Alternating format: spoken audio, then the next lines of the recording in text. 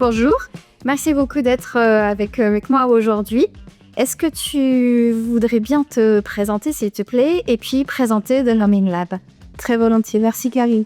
Du coup, moi c'est Marielle, je suis CEO au sein de Learning Lab. Ça fait 12 ans maintenant que je travaille avec cette équipe. Et puis mon rôle c'est assez stratégique. Du coup, d'une côté, je travaille vraiment au niveau du logiciel LMS. Et c'est vraiment mon rôle de travailler avec l'équipe UX et UI pour vraiment voir comment est-ce qu'on puisse améliorer l'expérience de learning sur notre plateforme. Du coup, ça c'est un côté très important de mon rôle. Et puis en même temps, je travaille aussi avec l'équipe créative, avec notre directeur artistique et créatif pour rendre aussi des services comme la production contenu, production vidéo, tout autour du learning. Très bien. Et quelques mots sur The Learning Lab, précisément? Oui, du coup, au sein du Learning Lab, c'est ce qu'on fait. En fait, on a notre propre SaaS, notre propre LMS, qui est destiné précisément au retail, parce que la plupart de nos clients sont vraiment au retail. Et l'idée, c'est qu'avec cette LMS, vous auriez vraiment votre propre expérience, du coup, votre propre branding, vos propres couleurs aussi. Mais en même temps, c'est ce qu'on appelle out of the box. Du coup, tout est déjà prédéveloppé, mais avec des settings très faciles, très simples, on peut tout adapter. Du coup, on peut s'imaginer vraiment comme une site web qu'on construit. On peut avoir une expérience de marque très customisée, très visuelle. Et en même temps, ce qui est très très important, c'est qu'on a notre built-in authoring tool. Du coup, on peut formater tout le contenu directement dans le logiciel, d'accord, qui est assez rare parce que c'est vrai qu'il n'y a pas beaucoup de logiciels qui proposent ça, mais pour nous, c'est très très important parce qu'on sait que c'est une partie importante de l'expérience learning. Mais bien sûr, c'est le contenu. Et ça veut dire que c'est pas seulement nos équipes et nous qui peuvent rediriger le contenu pour le client, mais c'est vraiment aussi les clients qui puissent en fait faire ça eux-mêmes. Et du coup, c'est très clé en main. Ils peuvent tout faire, changer des pages, changer des couleurs, changer des contenus et faire la traduction automatique, qui est une fonctionnalité très très populaire aussi. Et bien sûr que tout est totalement adapté aux mobilités. Du coup, tout est très mobile friendly aussi. Alors Marielle, moi j'aurais aimé savoir un peu quelle était l'histoire derrière la création de Learning Lab. Est-ce qu'il y a eu un moment clé qui fait que vous avez vraiment décidé de vous lancer? Et puis aussi, à l'époque, quel était le problème que vous cherchiez à résoudre avec The Learning Lab? Ouais, c'est une très bonne question en fait, parce que notre origine s'est développée très organiquement. Je dirais. En fait, on a vraiment vu que nos clients ils avaient des problèmes. Nous, on était en train de travailler sur des autres LNS à l'époque, il y a beaucoup d'années en arrière. Et puis, en fait, c'est ce qu'on a vu, effectivement, c'est qu'il n'y avait pas de solution adaptée pour nos clients. Et c'était à deux niveaux, en fait. C'était au niveau du LMS tout simple, en fait. Je trouve que souvent, c'était très limité au niveau branding. Du coup, ça, c'était plutôt difficile. Et l'autre chose, c'était vraiment que c'était pas super adapté au niveau authoring tool. Du coup, en fait, au niveau de la création de contenu, on voyait que c'était pas simple. On devait toujours passer par SCORM. Et le problème pour ça, c'est que si on passe par SCORM, on a des problèmes de traduction, on a parfois des problèmes de mobilité, on a des problèmes quand même aussi de coût de production parce que ça reste très très cher, c'est pas toujours facile. Et du coup, ce qu'on a vu au final, c'est que c'était presque par, j'ai envie de dire, frustration qu'on a développé notre propre logiciel et qu'on était vraiment poussé à aussi créer quelque chose qui était adapté à tout le monde. Parce qu'en fait, au début, on a commencé avec des LMS sur mesure. Du coup, on est en train de commencer par zéro et faire un nouvel développement pour chaque client. Et là, on a vu deux choses. On a vu que le client, il commençait par dire je veux quelque chose de très simple. Et au final, malheureusement, on a toujours besoin de data très performantes, on a toujours besoin d'une grande machine quand même. Du coup, c'était la première chose. La deuxième chose qu'on voyait, c'est qu'on perdait beaucoup de temps. On était sur des développements de 9 mois ou plus. Du coup, c'était aussi un petit peu dommage. Et du coup, c'est ce qu'on s'est rendu compte, en fait, qu'il fallait vraiment quelque chose comme une SaaS qui était adapté à tous nos clients. Et du coup, on a bousculé même nos clients initiaux qui étaient vraiment sur mesure sur notre SaaS au final. Qui était beaucoup plus heureuse parce qu'ils devaient plus payer tous les développements. C'était beaucoup moins cher, du coup c'était plus efficace pour eux. Et c'était pas seulement financièrement plus efficace, mais aussi au niveau du logiciel et des features. Parce que ce qu'on voit aujourd'hui, c'est qu'on a tellement de features, c'est très large, au niveau très vaste, au niveau de fonctionnalités différentes, au niveau créatif, au niveau branding, au niveau data. Et c'est ce qui est super maintenant, c'est que tout ce qu'on a déjà réfléchi avec des autres clients, les nouveaux clients qu'on emborde, souvent c'est très très utile pour eux aussi, surtout parce qu'on est très focalisé sur le retail. Et du coup, nos features sont très très adaptés au retail aussi.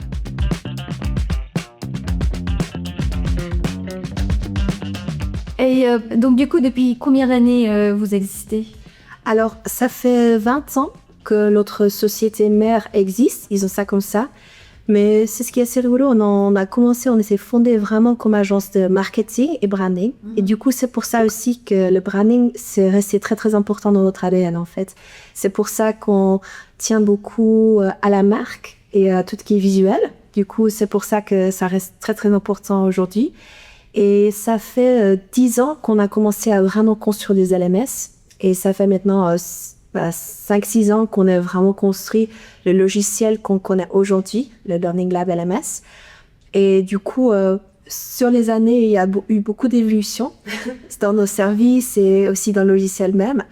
Mais pour moi, c'est assez beau parce que ça fait 12 ans que je suis dans l'entreprise et puis j'ai vraiment vu la création de l'LMS de base qui était vraiment très très simple par rapport à ce qu'on a aujourd'hui, il y a 10 ans.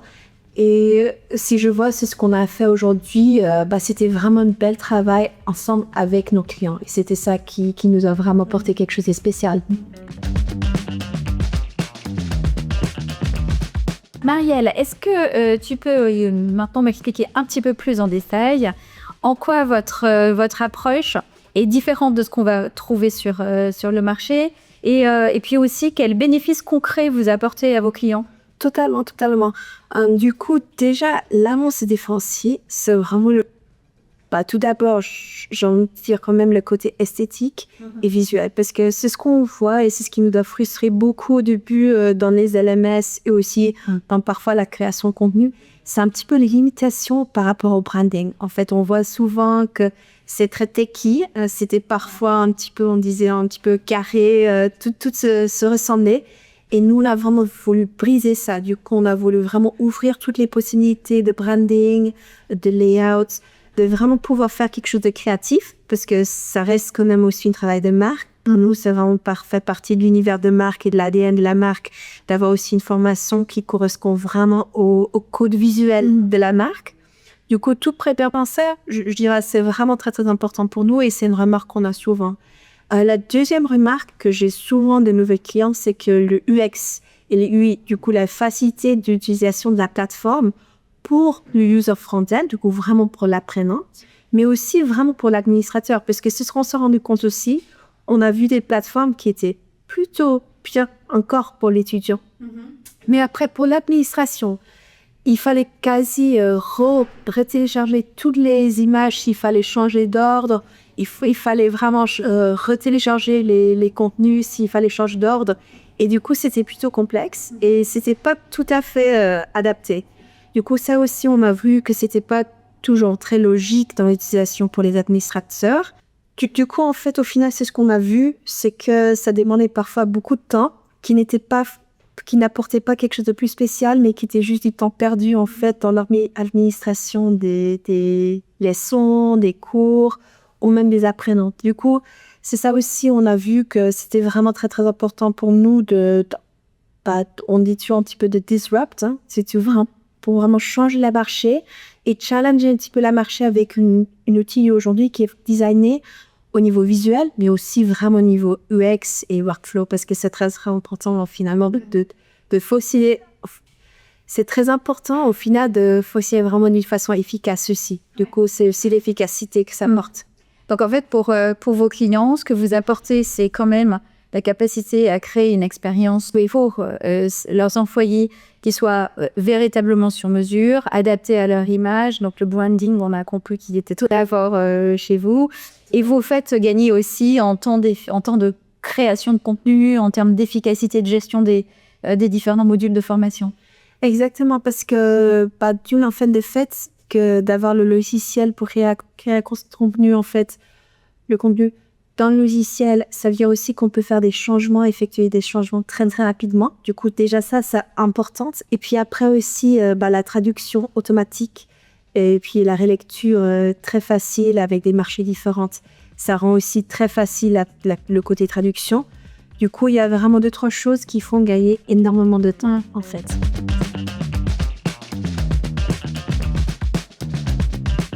Et donc, voilà, donc on a bien compris un peu on a compris ce que vous proposiez, quels sont les avantages de The Learning Lab. Et quelle est votre clientèle, quelle est votre typologie de clientèle aujourd'hui? Et puis, alors, surtout, ce qu'on adore, ce qu'on aime savoir, c'est si vous avez une anecdote, un retour client, un retour d'expérience, que tu aimerais partager avec nous aujourd'hui. C'est une bonne question. Du coup, tout d'abord, qui sont nos clients aujourd'hui? J'ai vraiment pas beaucoup des marques différentes qui tiennent l'importance autour du branding, en fait. Du coup, du moment que les marques sont un petit peu plus visuelles, plus dans l'image de la marque, je pense que c'est surtout nos clients. Du coup, on est beaucoup sur le retail, on est vraiment tout ce qui est luxe, la mode, le cosmétique. On est vraiment avec beaucoup de marques différentes. Ils ont dans le montre, par exemple aussi, montre suisse. On est avec des marques des modes très connues, italiens, français.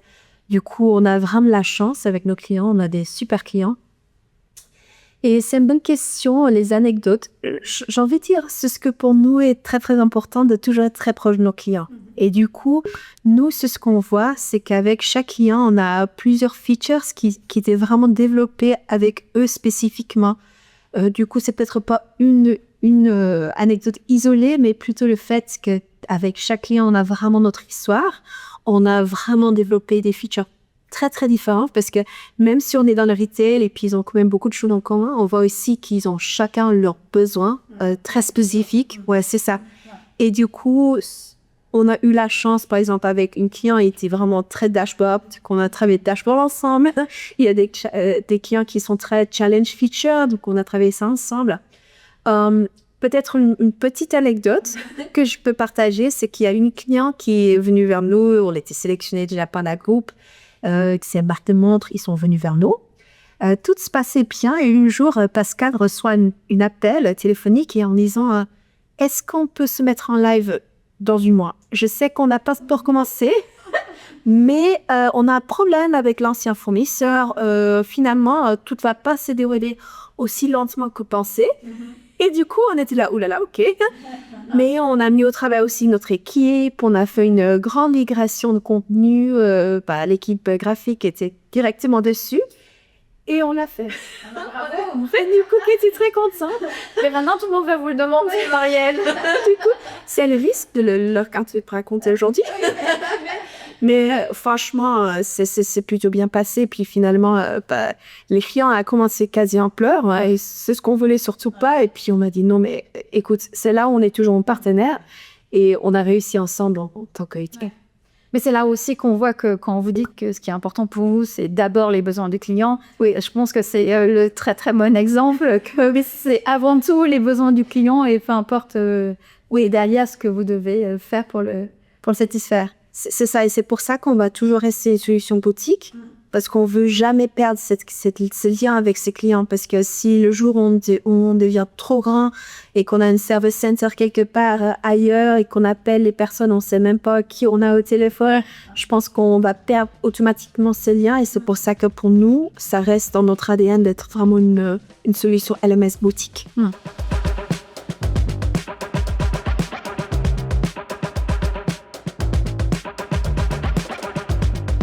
Alors maintenant, on va rentrer dans des choses ou des questions un tout petit peu plus techniques, puisque ça reste une plateforme digitale que vous aurez. Est-ce que tu peux me dire, Marie, quelle est la part d'innovation dans le service d'un produit que vous avez créé? Et puis, j'ai une question que j'aime bien. Est-ce qu'il y aurait un secret technologique que vous accepteriez de nous partager aujourd'hui? C'est une très bonne question. Je vais commencer par le secret parce que j'aime bien. Question.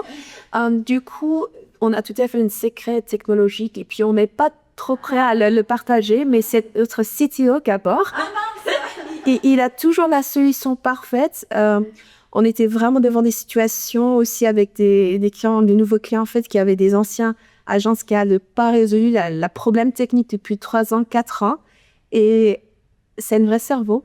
Du coup, c'est qu'il nous apporte beaucoup de solutions. Et du coup, on a même un petit nom pour notre CTO, c'est Magic ABOP, parce qu'il a toujours des solutions magiques pour nous. Il nous apporte vraiment des solutions techniques, mais très innovateurs. Du coup, on est très reconnaissant de ça.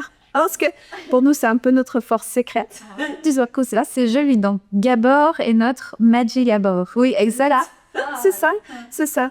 Et puis, il y a même des clients qui le nomment comme ça, moi aussi. C'est vraiment assez connu entre nos clients. Ouais. Et du coup, au niveau innovation, j'ai envie de dire que pour nous, notre secret aussi, c'est quand même de rester petit. Comme je disais avant, au niveau boutique, qu'on est vraiment solution boutique, c'est qu'on est assez agile. Du coup, ça veut dire qu'on est en discussion constante avec nos clients. On est à l'écoute et puis on n'est pas une grande machine de 500-600 personnes qui demandent beaucoup de temps pour réagir aux tendances de la marché, aux besoins des clients. Et du coup, au lieu de devoir attendre peut-être 2-3 ans avant le feature demandé est prête, nous, parfois, on est sur vraiment 2-3 mois. On a une requête du client, on voit que c'est quelque chose de très pertinent pour à la communauté globale, où on voit que c'est quelque chose de très important pour notre client. On est parfois très réactif au niveau de faire des designs. L'innovation, c'est d'abord le UI, le UX, parce que comment est-ce qu'on puisse réaliser aussi cette idée pratiquement, en fait. Et puis après, c'est vraiment, on va direct au développement. Du coup, ça veut dire que nous, on a la chance aujourd'hui de pouvoir être quand même assez réactifs et ça nous permet d'être innovateurs parce qu'on réserve vraiment du temps de notre équipe dev, mais aussi notre équipe créative pour effectivement créer une roadmap d'innovateurs. Innovateur. Du coup, chaque année, chaque Q1, Q2, on a vraiment des objectifs. Parfois, ils sont trop ambitieux. Je dois l'admettre aussi, parfois, on est trop ambitieux. On voit qu'on ne peut pas tout faire, ce qu'on a souhaité faire Q1 ou Q2. Mais c'est ce qu'on voit que maintenant, par exemple, on clôture la Q4 et on a vu quand même une énorme de nouvelles features juste cette année. Mais je pense que c'est quelque chose qui est nécessaire parce qu'on voit que c'est le marché qui change tout le temps. On est tout le temps en train d'adapter les besoins. On a tout le temps des nouvelles requêtes, nouvelles idées. Mais c'est ce qu'on adore et c'est ce qui nous propulse de l'avance aussi. C'est ça. Et du coup, une petite question là, sur les innovations que vous apportez. Comment vous les priorisez? Comment elles vous arrivent? Et ensuite, comment vous décidez lesquelles vous mettez en production? Alors ça, c'est une très bonne question parce que ça, c'est vraiment le côté difficile. On doit vraiment prioriser. Du coup, la première chose qu'on fait à nouveau, c'est qu'on en parle avec le client. On dit, OK, vous avez peut-être une dizaine de requêtes, mais quels sont vos objectifs principaux? Quels sont peut-être vos top 3 et top 5 features pour qu'on puisse vraiment comprendre déjà par client que c'est ce qui est important. Et après, on a vraiment des meetings très stratégiques management où on se décide entre nous, du coup, vraiment la direction selon les inputs du client, selon aussi les tendances de marché, parce que bien sûr qu'on est à l'écoute du client, mais c'est pas le seul input qu'on utilise, parce que aussi pour nous, c'est quand même très important de garder notre vision à nous. Et la marque, du coup, c'est ce qu'on regarde souvent aussi, c'est par exemple avec Pascal, notre CEO, est-ce que ça colle aussi à notre vision de marque? Est-ce qu'on a vraiment le roadmap? Est-ce que ça tient la route aussi sur le long terme? Parce que si on écoute peut-être trop nos clients et qu'on écoute nous, on ne nous écoute plus, c'est aussi pas le bon équilibre. Du coup, on essaie vraiment d'écouter nos clients, de réfléchir stratégiquement entre le management et on a des meetings quasi toutes les semaines pour s'assurer qu'on est sur la bonne voie et une fois par mois pour vraiment s'assurer qu'on a les objectifs bien alignés.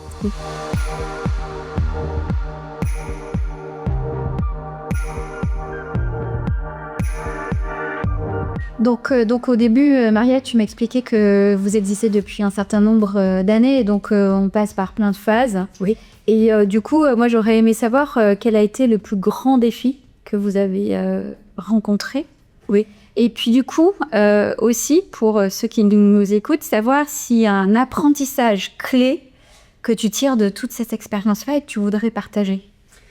Ça nous une très, très bonne question. Du coup, tout d'abord, notre plus grand défi pour moi, c'était vraiment d'être quand même en tant que, entre guillemets, petite agence. Aujourd'hui, on n'est pas si petit que ça, mais quand même, on soit toujours comme solution boutique, petite agence, de vraiment travailler avec des marques mondiales aujourd'hui. Du coup, de se rendre à Milan, de voir les boutiques de nos clients, d'être dans leur bureau, d'être accueillis dans leur bureau à Milan, à Paris, et d'être très, très fier aujourd'hui de travailler avec tant de marques, quand même très, très connues. Parce que pour moi, c'est vraiment quelque chose que si on m'aura dit ça il y a 10 ans, je n'aurais pas cru. On pouvait travailler avec ces marques-là et c'est vraiment pour moi personnellement aussi une rêve qui s'est réalisée. Du coup, ça c'est quelque chose pour lequel je suis très reconnaissante. Et pour la deuxième question, l'apprentissage clé que tu accepterais de nous partager. Oui, du coup, pour moi, personnellement, c'était vraiment la ténacité. C'était de rester sur un projet durant longtemps. Parce que c'est ce que j'ai vu si on a été trop critique ou trop démoralisé il y a 10 ans dans la construction du premier LMS, on n'aurait été jamais arrivé où on est aujourd'hui. Du coup, c'était vraiment un travail de ténacité, de rester quand même très focalisé sur nos objectifs et de trouver toujours les solutions parce qu'on a eu bien sûr plein d'étapes difficiles où on voyait qu'il y avait des limitations, il y avait des limitations techniques, parfois il y avait des limitations au niveau de demande des clients. Et c'est ce qu'on a vu, c'est que c'était une longue démarche, mais aujourd'hui, on a vraiment pu construire quelque chose dont on est très très fiers. Et c'était du coup le fait de rester sur ce projet, de ne pas abandonner le projet et d'y croire toujours. Je pense que pour nous, c'était très très important d'être vraiment très moteur derrière quand même, de rester garder la motivation et de construire quelque chose tous ensemble avec l'équipe. Ouais. Donc en gros, en fait, en identifiant un vrai besoin dès le départ, oui. Et comme tu le disais, en croyant vraiment à votre vision, ça vous a permis aussi de dépasser, de surpasser les petits défis et les petits problèmes que vous avez pu rencontrer.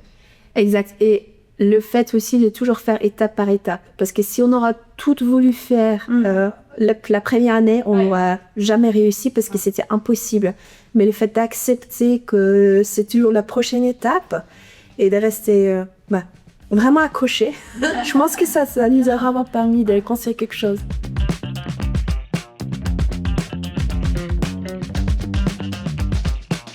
Mais alors, on vient voir un peu votre passé, où vous en êtes aujourd'hui. Maintenant, je propose qu'on se projette un tout petit peu. Super. Du coup, Daniel, quels sont vos projets pour les 12 prochains mois? Et puis aussi votre ambition pour les 3 à 5 prochaines années? C'est super pertinent comme question parce que c'est toujours très très important aussi de se projeter vraiment dans un futur temps. Je pense que pour l'année prochaine, on a déjà une roadmap assez claire. On voit déjà qu'on aura trop de choses à faire, qui ont d'habitude, du coup c'est plutôt positif. La première chose, c'est vraiment qu'on va passer une deuxième étape au niveau de création de contenu. Du coup, on a aussi aujourd'hui notre logiciel de création de contenu, mais ce qu'on voit, c'est qu'on veut vraiment passer à la version 2.0.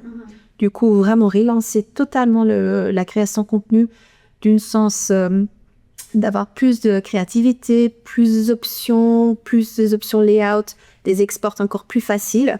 Du coup, ça va être un grand point focal, surtout pour le Q1, Q2 de l'année prochaine. C'est quelque chose de très, très important pour nous. Il y a quelque chose d'autre qui sera très, très central pour l'année prochaine, ce sera la AI. Ce sera vraiment quelque chose qu'on va pousser encore plus loin. Bien sûr qu'on a déjà des jolies intégrations AI aujourd'hui. C'est aussi quelque chose qui parfois est très mal utilisé aujourd'hui. Du coup, on ne va pas juste l'intégrer pour l'avoir. C'est vraiment pas pour juste le fait de dire on a de l'AI. On veut vraiment que ça soit fait d'une façon correcte. Mais c'est ce qu'on voit, il y a des options, des solutions d'automisation faites. Par exemple, c'est ce qu'on s'imagine faire d'ici à la fin de l'année prochaine, c'est de pouvoir télécharger une présentation PowerPoint, un document Word Et puis, peut-être de déjà avoir des solutions du layout proposé. Du coup, même si on va retravailler le contenu, bien sûr, il y a toujours un travail pédagogique aussi. C'est juste à nouveau une astuce pour accélérer un tout petit peu le travail, pour rendre la vie de la personne plus facile. C'est pas quelque chose qu'on peut promettre aujourd'hui. Du coup, bien sûr que je peux pas le promettre pour d'ici la fin de l'année prochaine. Mais c'est quelque chose pour nous, c'est juste un petit exemple, mais il y a plein de petites options AI qui peuvent rendre le travail plus facile. Pour nous, par contre, ce qui est très très important, c'est qu'on va pas sur-automatiser les choses non plus. Parce qu'on voit aussi qu'il y a aujourd'hui certaines plateformes qui sont pures AI et on voit qu'il y a une certaine manque d'immunité, une personnalisation. Du coup, c'est toujours à chercher ici l'équilibre entre quand même vraiment faire quelque chose de bien fait et fait à la main, mais avec une petite astuce avec. Donc de l'intelligence artificielle, oui, mais pas à tout prix. Exact. Si c'est au service de vos clients, et puis en gardant toujours votre ADN qui est vraiment cet esprit boutique, comme tu l'as dit plusieurs fois. Oui, tout à fait. C'est exactement ça.